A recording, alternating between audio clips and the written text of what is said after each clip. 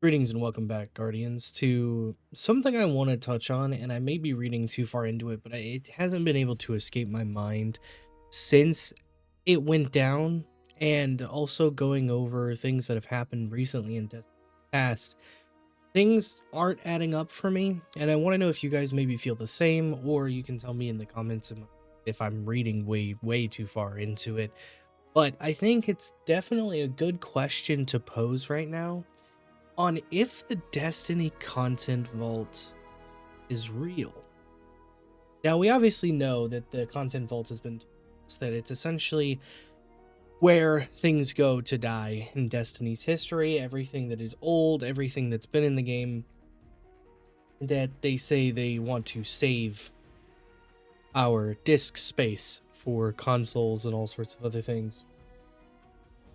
So, the content vault was created for those pieces of the story, like what we're going to talk about today, to go away and potentially never return. However, with what just happened with heavy metal, I have some serious concerns and questions. So let's get into it and just kind of get it out there. So, obviously the biggest question that I'm going to pose here today for everybody is the content vault real? And the reason is because for those of you who don't know and maybe have been taking a break from Destiny or don't really care about the events that happen in between the expansions to kind of keep us, keep pumping us with new things and keep our interest going before things like Ashen Iron or Renegades pops up.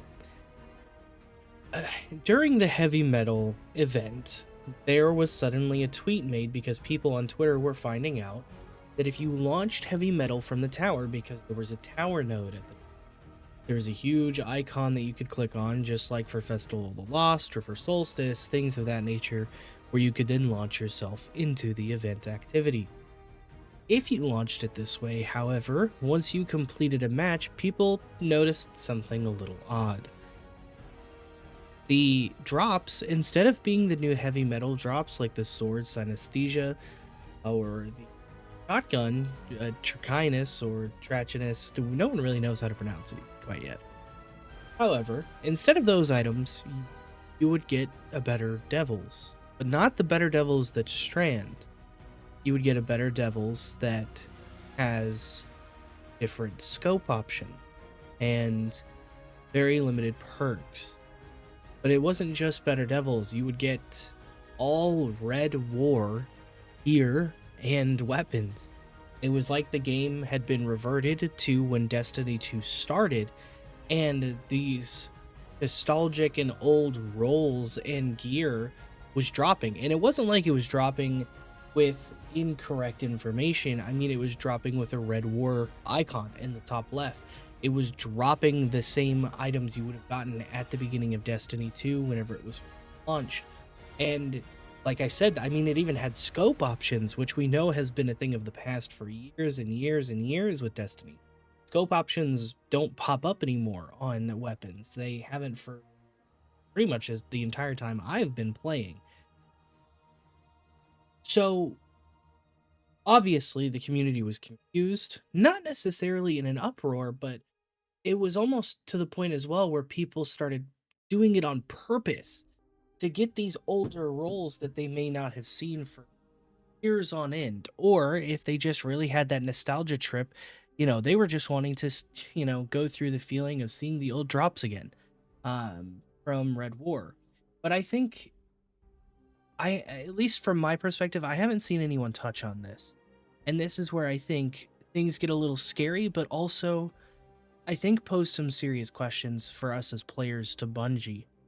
And the reason I say that is because I don't know if anyone watching this video may remember, but Bungie has recently been tied up and tangled up in a lawsuit over plagiarism.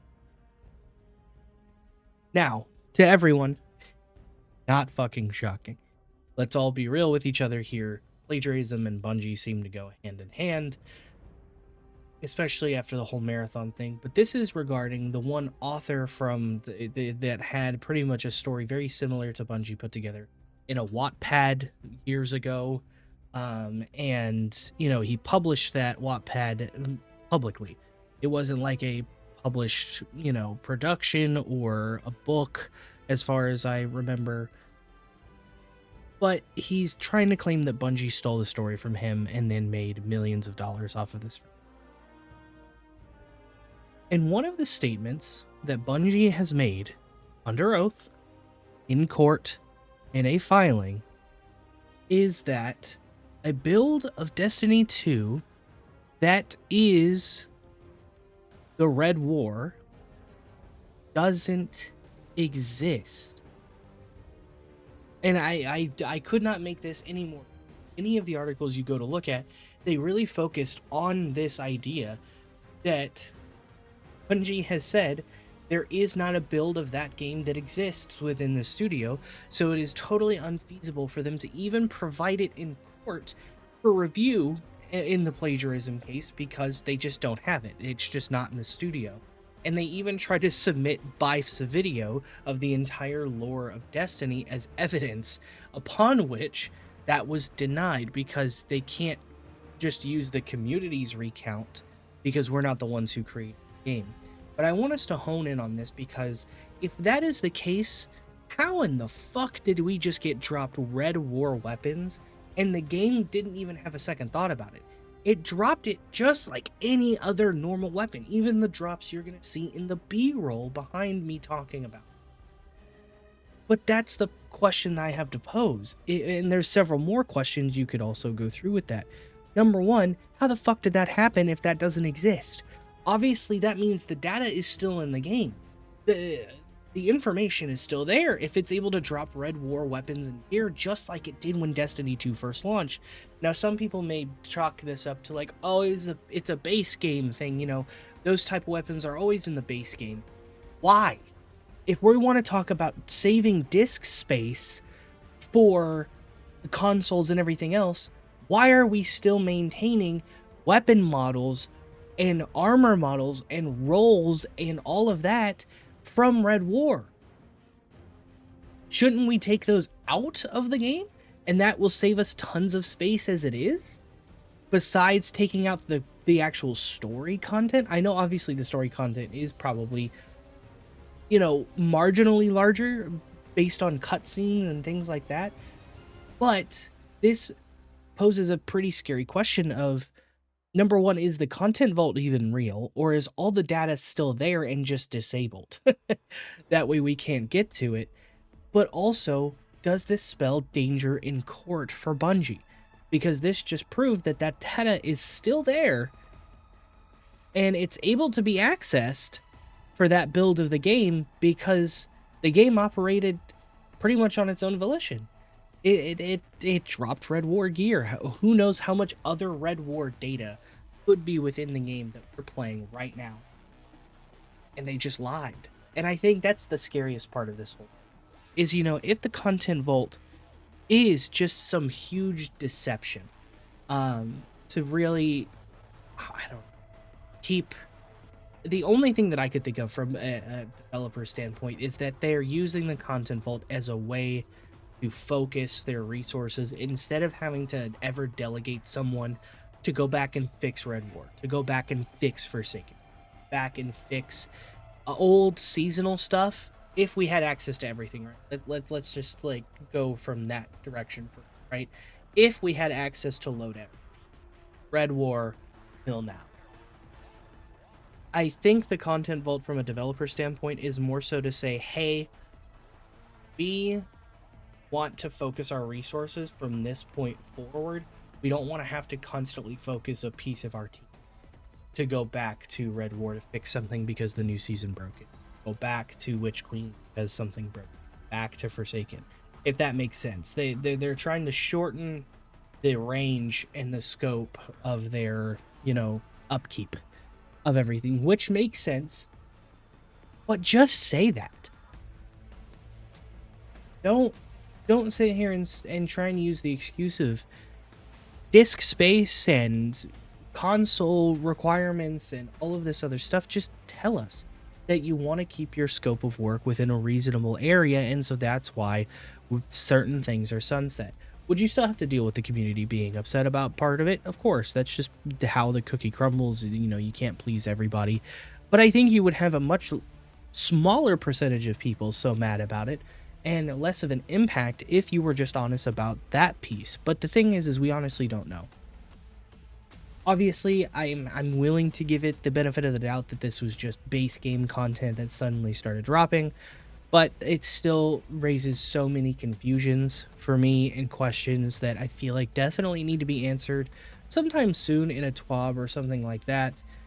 Who knows? I mean, depending on this video itself and if any of Bungie sees it, if maybe it does actually spell danger in court or any kind of legal aspect, then I'm not a lawyer. I don't have any kind of legal